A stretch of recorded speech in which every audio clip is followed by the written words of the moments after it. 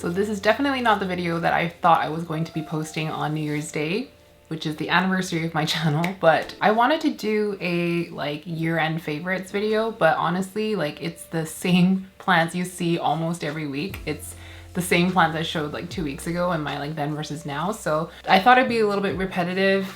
I still wanted to do that video, but you know what?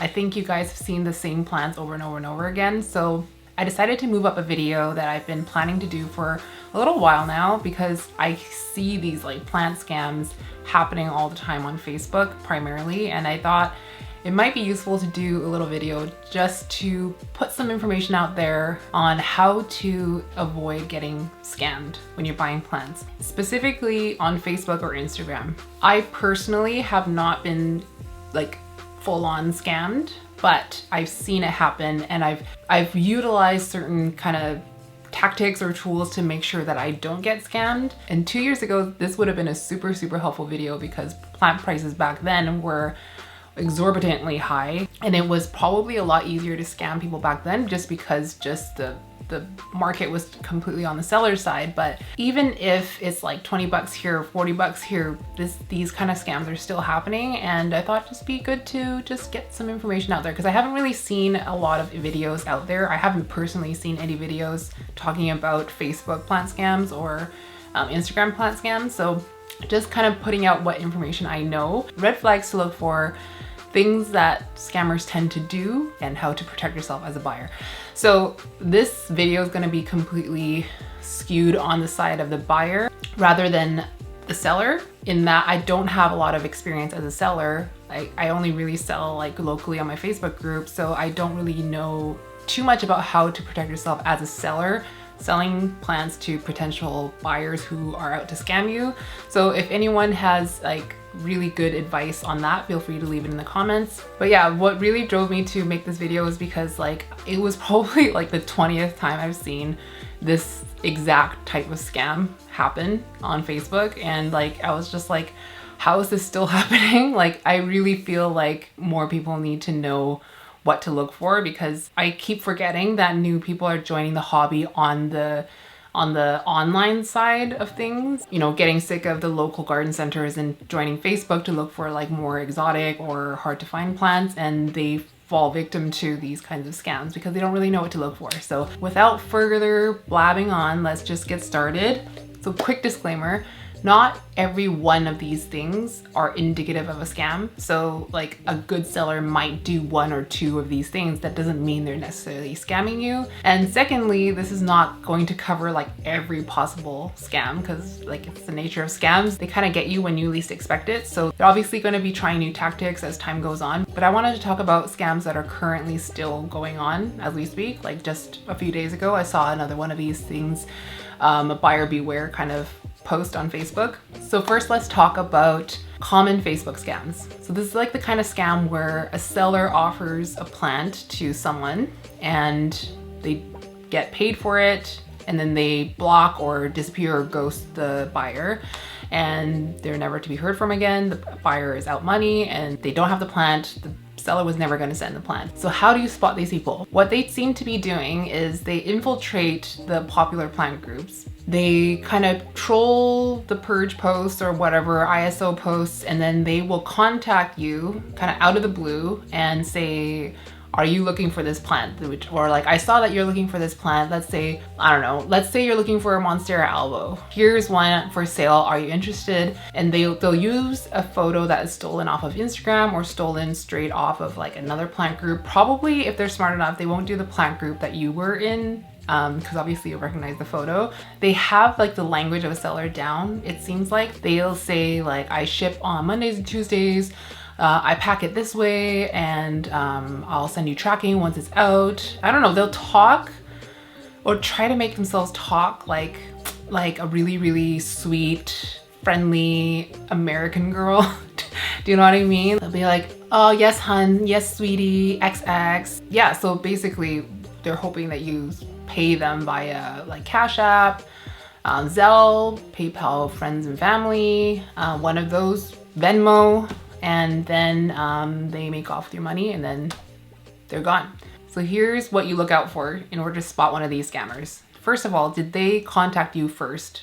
Like just DM you out of the blue. You don't know them, you never had any interaction, you just have no idea who they are, and they offer you a wish list plant. So that's the first one. I've also seen examples of scammers pretending to be a reputable plant seller, as in like, let's say Crystal Star Nursery here in Ontario. Like there was a scammer that was pretending to be them and just messaging people out of the blue. So it's really easy to see a recognized name or a company and just automatically trust them. But I don't really know any company that's going to be messaging random people out of the blue offering plants to them. That's just not how they operate. So that's one red flag as well. So when you go onto their profile, they're always a mom. Their profile picture is always like a family or holding like a baby, or their cover photo is like a baby. And like, honestly, is this normal do people really put their children as their cover photo? Like, I don't really look at people's profiles that much, but to me it seems weird to put like a family photo as your profile picture and family photo as your cover photo as well. That's just me. I feel like that's not really a thing that people do, but I might be wrong. But anyways, it's like their name would be like Faith Johnson, and like the little bio underneath would be like, I love going to church. Family is my #1 priority. My children are my angels. There's always babies involved, and then they'll list their occupation like publicly, and their occupation is always some occupation that they think it can do no wrong. So it'll be like a teacher, a nurse, self-employed teacher, self-employed nurse, and then it'll be like a Bible verse or something like that. Obviously that in itself does not mean they're a scammer, but the scammers know how to make themselves seem trustworthy. First of all, they make themselves into a woman, because apparently women can't scam. They'll put all of these like God-loving, God-fearing things all over their profile. And then if you look deeper into their profile, you can see that maybe they joined Facebook like a month ago or something, and they have like 3 friends or 9 friends. So that's a really common like catfish type of scam. Another red flag is that they'll send multiple photos of a plant. Sometimes they're not even the same plant, and you can tell, like especially if it's variegated plant, you can tell like it's not the same plant, the variegation pattern is not the same. They might say that it's multiple cuttings, but they're not able to send you a different photo of that plant. And another thing to look for if they send you multiple photos, let's say like I have this elbow and I also have this elbow, look for like photography style, because if they're most likely stealing them from different people, like on Etsy or Instagram or Facebook, and obviously everyone's photography style is different. They're probably taking photos on different phones, different lighting, different editing. Like so many of these photos are stolen off Instagram, where they are edited and they are filtered and stuff, and you can see these differences in the colors, and these photography styles are very distinguishable. You can just kind of tell if they're taken by different people and edited by different people. And of course, if you ask them to provide a different photo, like let's see, can I see the node? Can I see this? Can I see this part of the plant? Can I see the back of the plant? If you notice like a weird kind of coloration, oh, is that thrips damage? Can I see a close-up of this? They can't do it. They're like, oh, they'll have a excuse like, oh, it's at my sister's house, or I'm just at work right now. I'm really busy being a nurse, so I can't take another photo of this. Do you want it or not? So those are all definite red flags. Really good reputable sellers on Facebook are not going to be cold calling potential buyers. I feel like the only time it wouldn't be a red flag is if like you were on the same purge and they're like, they might say, oh, I'm PMing you from the purge or something like that. Like there's some sort of connection there, but reputable sellers that have good plants are not going to just be like trolling Facebook looking for people to sell to. This just, in my experience, is not something that they need to be doing. And then of course, there are like whole entire groups that are run by scammers. This is obviously a little bit harder to weed out because it's the group itself and not just the individual. So a lot of times these people get away with it because when you see someone's an admin or a moderator of a group, you automatically trust them. And that's definitely, I've seen that happen as well, where it's just like a whole group of people who are scamming everyone within the group, and then the group would be something like Monstera elbow lovers, pink princess lovers, and then like everything sold within the group is just like highly variegated, like perfect specimens. So it's definitely harder to avoid those.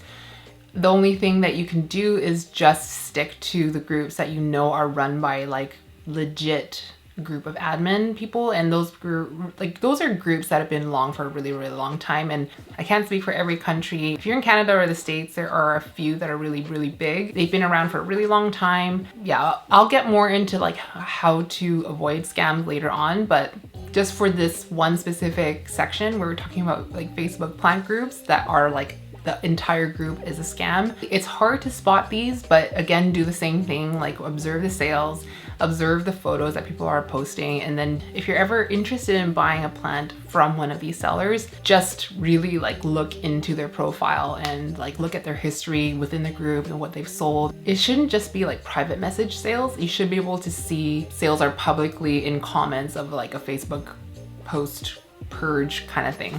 Okay, and then so let's talk about Instagram. Instagram's also a really good place to find exporters, especially in Asia, like Indonesia, Thailand. I would say that Facebook's better for domestic plant sales, and then Instagram is better for like importing plants. So I've done plenty of importing through Instagram, and anyone who's got a plant account on Instagram has been contacted by an exporter, most likely from Indonesia, just showcasing their plants and just saying like, oh, check out my profile if you're interested in plants, and they'll usually give you a list like straight off the bat, either the specific plant they have or like the genera that they carry, and like list of prices and stuff. So I've definitely found plenty of sellers this way. I don't really do that anymore because I'm not really importing, but back when I was like buying a lot of plants, I definitely found a few there, and that's how I found my Dark Phoenix. No, actually, no. The Dark Phoenix, he did not contact me. I found him, I think I found him through, I found him through someone I followed had bought a plant from him. So I found the guy through Instagram, where I got my Dark Phoenix. And this guy apparently had the Dark Phoenix, which he called the Papillomaminum dressleri, or that was what he was told it was. It was like his grandpa's plant, I think, that he had gotten from some orchid grower back in the 90s. And he's like, I don't know, like he claims to be kind of like the source of all the Dark Phoenixes. Back then it wasn't called Dark Phoenix when I first got it.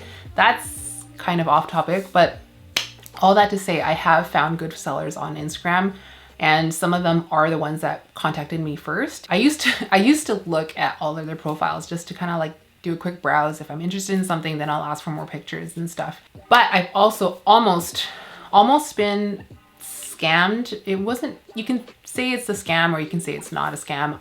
It's kind of like a gray area. It was kind of scammy. So obviously there will be the same kinds of scams going on Instagram as there are on Facebook, which is like they want to sell you a bunch of plants and then they want you to pay friends and family or Cash App, Zelle, Venmo, all those things. And then they take off your money, block you, you're out whatever money that you paid. But also there's that gray area scam where they take your money for a plant they promise you, but they don't send you the plant that you purchased, which is what happened to me, or almost happened to me. So what happened was like, I was just kind of in this like shopping phase where I was buying a lot of really dark anthuriums. I wanted like long, elongated, like papillomaminum-y, dark velvety anthuriums. And obviously there are tons of those coming out of Indonesia. So I was entertaining a lot of these sellers. So I did a few purchases through group order with myself, Jing, Charmaine, and Erin. We did a few imports. We have one seller that I would recommend to anyone if anyone is interested. One of the ones that I found on Instagram was where I got my King of Spades. So this is him now. Oh my goodness, it looks so good on camera. This is from an Indonesian seller, one that kind of just popped into my DMs. We did several imports with him and he's very good. I would recommend him to anyone. Actually, you know what? I'll just leave his handle in the description because he's a good guy.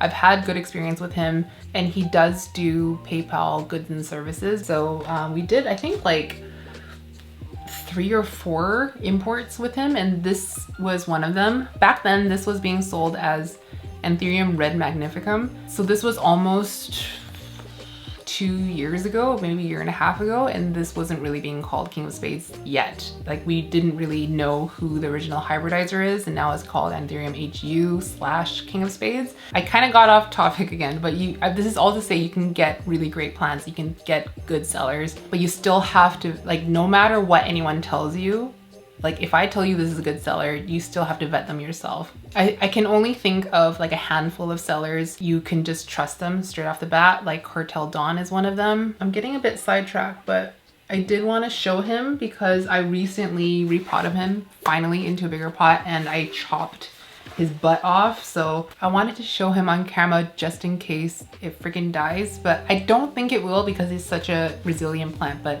just to document him a little bit and maybe get a thumbnail. All right, so we established that there are good sellers on Instagram. How do you spot the bad ones? So here are a couple of very common practices in Indonesia, which is where a lot of really good plants are coming out of. So it's obviously a good place that we're going to be looking. So here's a common practice that I found to be taking place all the time. So there are like thousands of accounts selling plants out of Indonesia. There's just no shortage of them. And it just doesn't seem like there's enough land to be growing all these plants. Like the math doesn't really seem to add up, doesn't really seem plausible. So what's actually happening is that there aren't that many growers, but there are a lot of accounts selling plants, and they're like, a lot of these are not even plant growers. They will be selling plants. They'll be taking photos off of other accounts or their friend's nursery or something like that and selling them as their own,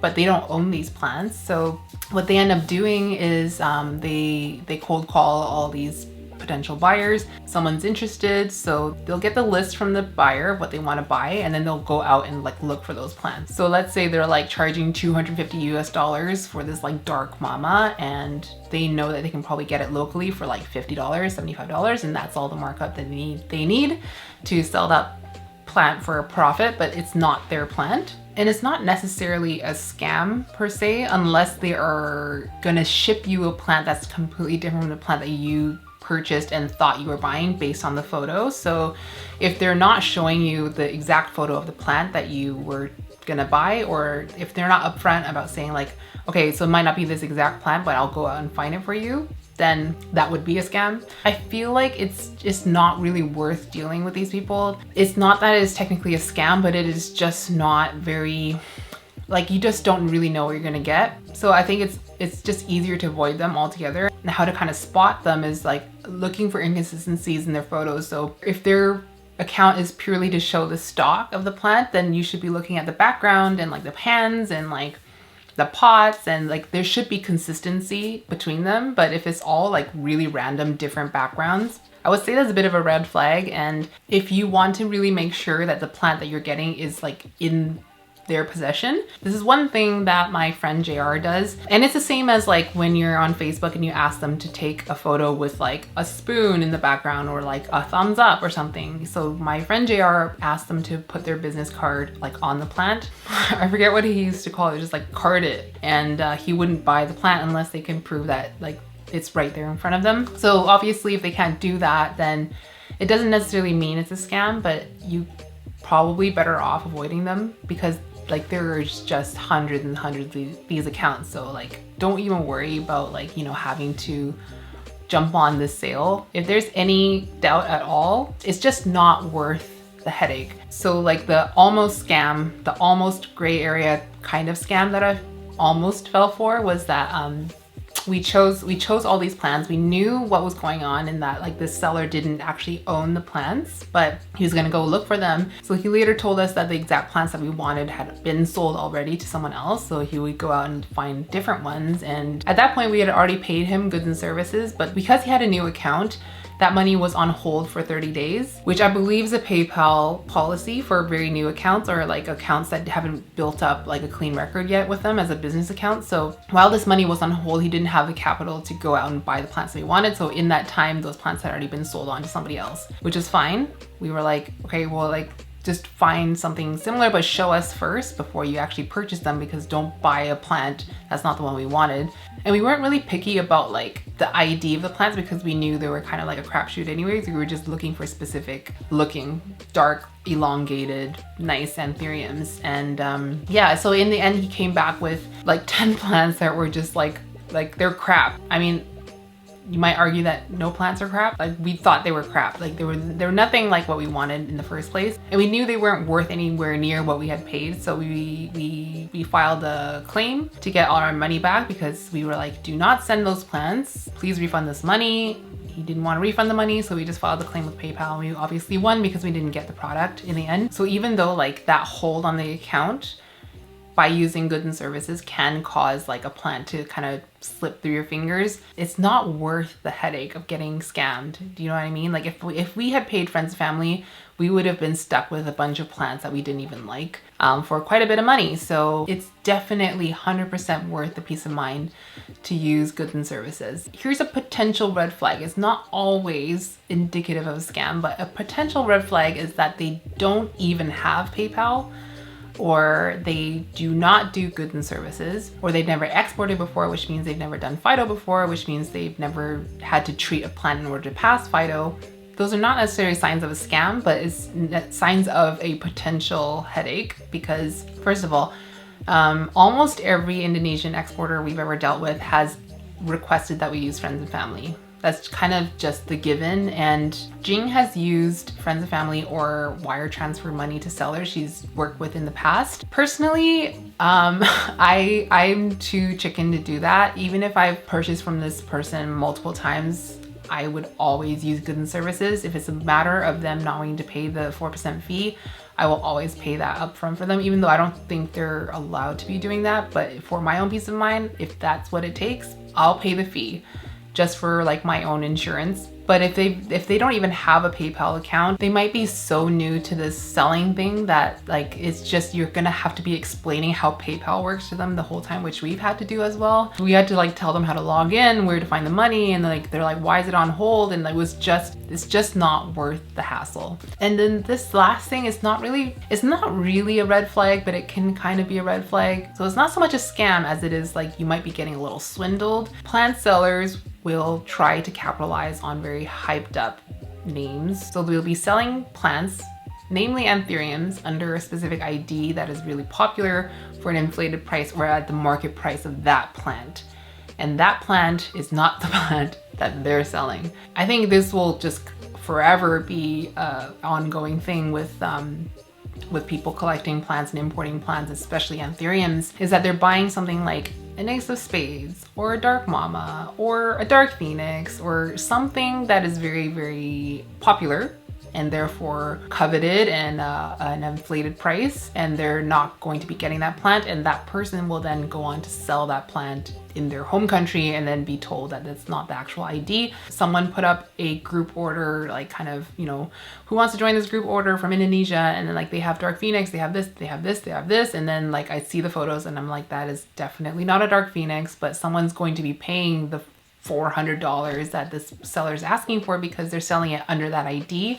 So it's not really a red flag, but don't buy an anthurium just based on the name if you don't love how it looks. If you're dead set on getting a specific anthurium with specific lineage and you want it to be pure, or if you want it to be exactly what the hybrid is, then you have to kind of go with like a very, very reputable source. You can't just be buying from like a random seller on Instagram, because you're most likely not getting that unless it's a very, very easy to identify anthurium. Let's say like, it probably is not the wisest to like import, let's say a clarinervium, but clarinervium would be like a really easy one to identify. But the very variable things in between, like it's very difficult for a buyer to definitively identify if this is the plant. And it's really only not really a scam, but like, you know, like I said, a swindle if it's a very expensive price for a plant that's not actually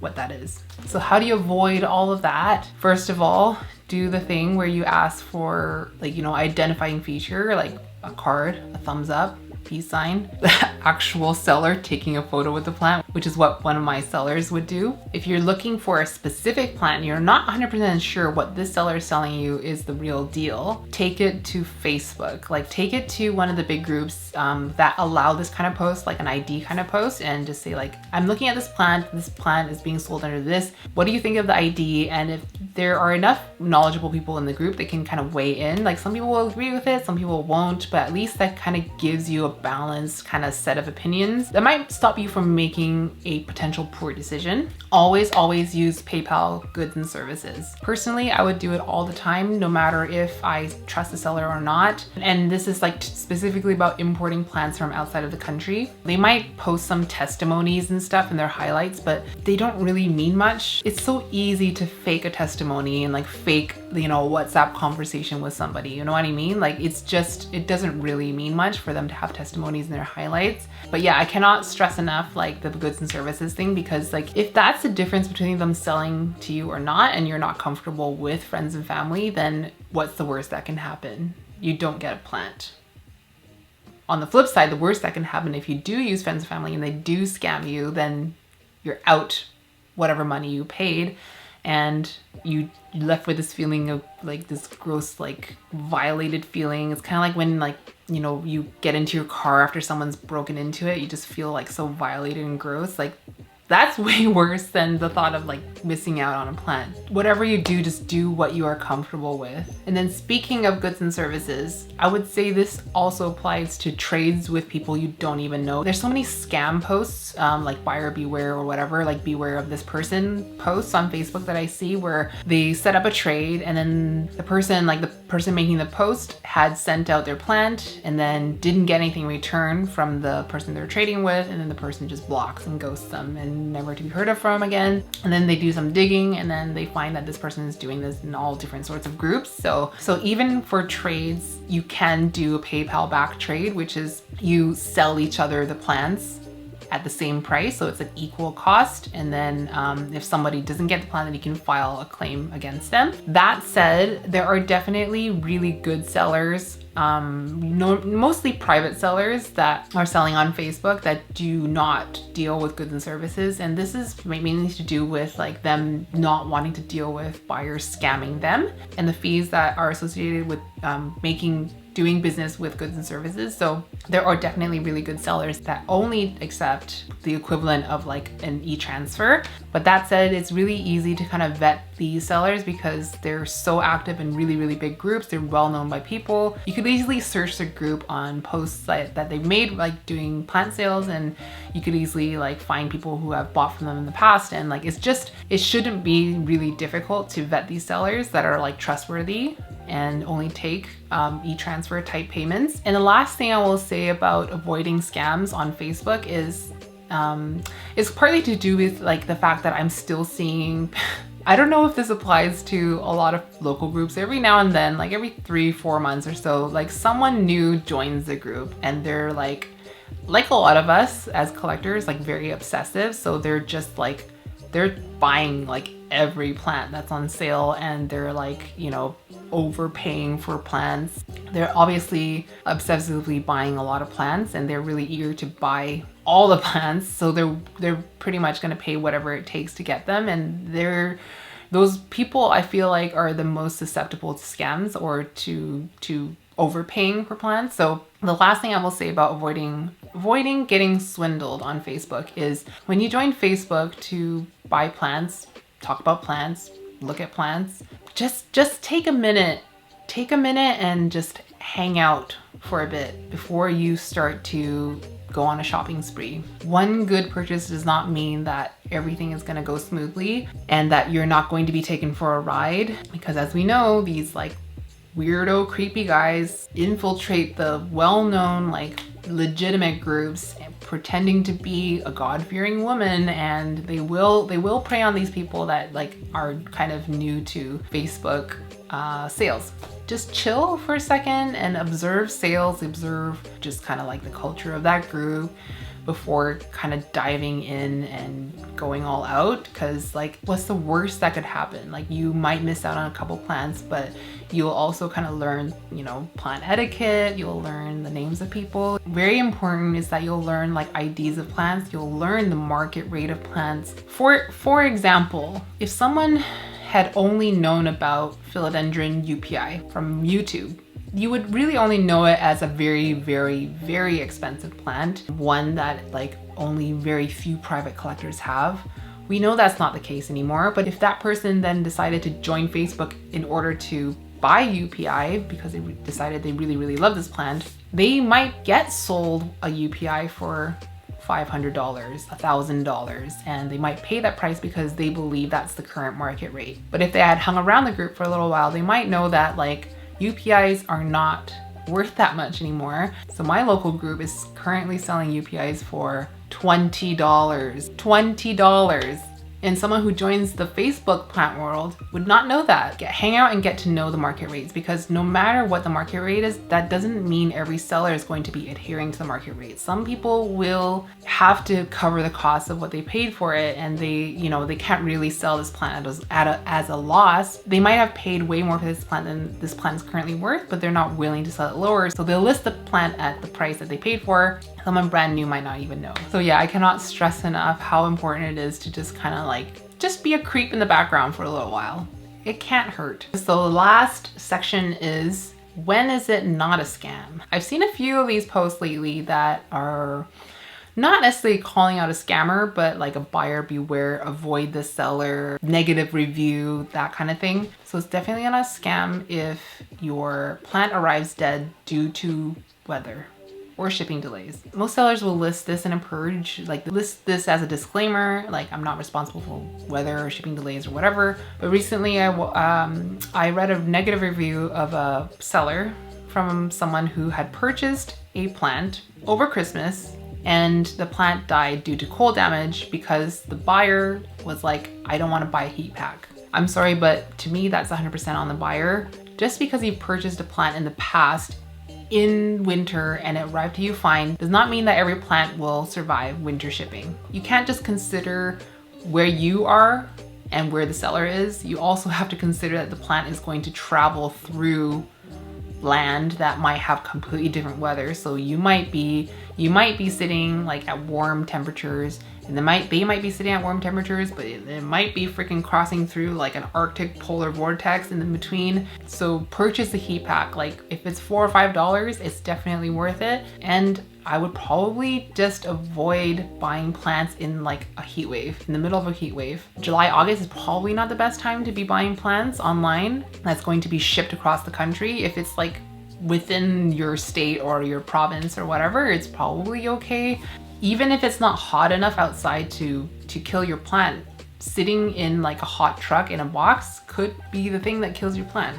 But yeah, that's basically all I got. That's basically all I could think of as I was preparing for this video. And of course, it's not the be all and end all guide to not getting scammed on Facebook and Instagram. There are definitely other ways of getting scammed. So if you have other good advice, please feel free to leave it in the comments. For example, if you've been victim to a scam in the past, like how did it happen? What tactics did they use? What could you do to avoid in the future? But yeah, like I said, this is definitely not the video I planned to film this week, but I'm in the last stretch of my vacation and I almost wanted to skip this week because I was really deep into like cleaning my house, and I was really deep into like getting rid of a bunch of stuff, and I was just so in the zone that I was like, maybe I should skip a week on YouTube and just concentrate on this project, because there's nothing I want more right now in life than to like transform my house and make it clean, clear of clutter.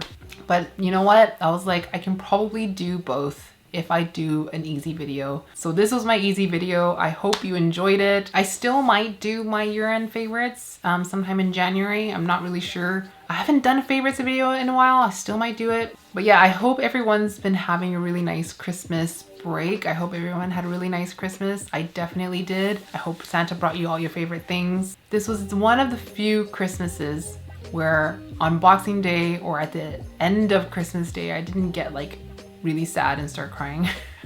which always happens. I always get really sad. I sit at the foot of my bed and just cry because Christmas is over, and I'm like, well, that's another Christmas over and I didn't really do anything. And I was pretty much snowed in for a good chunk of December, but I felt a lot more at peace with everything this year. I don't really know why. Maybe because I forced myself to be a little bit more festive by doing more Christmassy videos, but I've definitely had a restful break, invigorating break, and tomorrow I'm going to be getting a proper massage, and hopefully they just like break my whole body apart. I definitely need to stop talking now, but if you enjoyed this video, please remember to give it a like. I love you all so much, and I will see you in the next one.